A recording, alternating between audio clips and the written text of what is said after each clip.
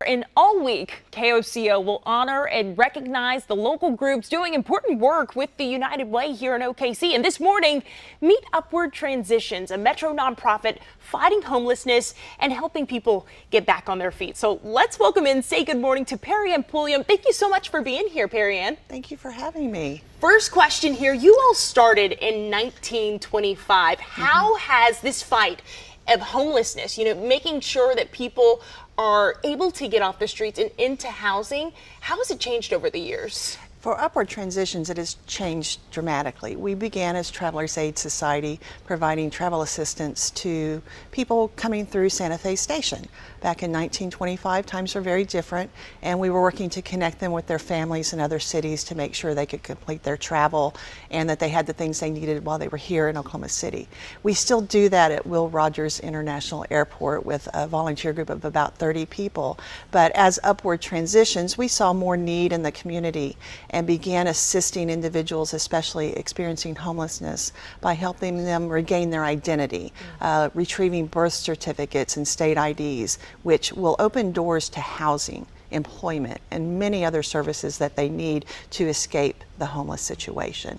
In addition, we've seen more and more families and seniors struggling to make ends meet and not able to pay their rent or utilities and at risk of becoming evicted and then being homeless. So we help those families with children and seniors pay rent or utilities during a period of crisis so that we don't add to the homeless population. That's incredibly important. So what I'm hearing is you have resources that include, rental assistance. You also have identification, making sure that people have the IDs that they need. What other resources, programs that you all have over there at Upward Transitions?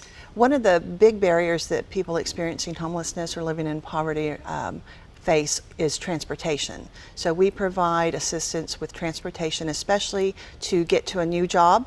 We'll provide bus passes or gas vouchers so that those individuals who have obtained new work can make sure they can hold that new job. So that's a really important piece that we put together. Absolutely. One of your programs, Travelers Aid. I want to talk more about that. And also if you could share a story about just how much of an impact that this has on the people that you all serve. Travelers Aid is, again, the root of who we are as an organization. And the stories with the travelers that we work with are pretty amazing, and helping reconnect families is most important. One of the stories I want to share is about a individual experiencing homelessness and domestic violence. Had moved to Oklahoma out of Dallas, escaping a domestic violence situation. And I'm going to tie this into United Way and our partners. She ended up at the YWCA for women experiencing domestic violence, and she had left home without anything. She didn't have any identification for her or her child. So YWCA connected them with us, and we helped them get those identification documents that she needed. She continued to stay at the Y, get the help that she and her children needed counseling-wise, obtained a job, then was able to get assistance with her housing deposit from us, and we helped her and her family get into housing. And she's checked in with us just about every 6 months over the last 2 or 3 years, and she and her kids are doing great just because there was a group of people in our community that pulled together and made sure they were protected and got the things that they needed. There was someone there that cared and someone there to help. Right. How has the partnership with United Way helped you all? That's really just been something that's amazing, especially when funding sources are difficult to come by. Companies are tentative about making donations these days. People are tentative. We don't have a lot of federal funding, but United Way has been dependable for us for 100 years at this point, and they help us ensure that we have the case managers available to provide those direct services to clients when they come to us, and that we can afford to purchase those birth certificates or state IDs to help someone remove those barriers. And then the other important thing are the partnerships that they help us create with other agencies in the community.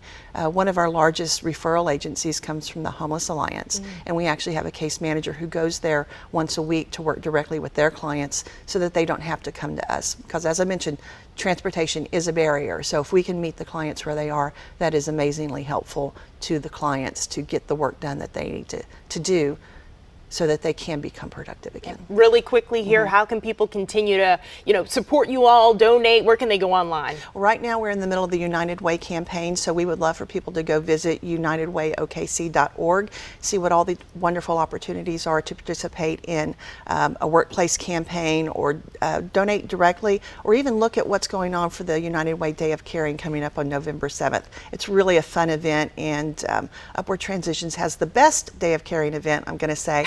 But a lot of our agencies do some really wonderful events for the community during United Way Day of Caring. Well, you have to tell me more about it in this commercial break. Thank you so much for coming in and telling us more about your organization. We're going to put some more information up on KOCO.com, but all this week we'll be sitting down with partners of the United Way at 9 and 11 a.m. So be sure to join us for those live interviews again all week long.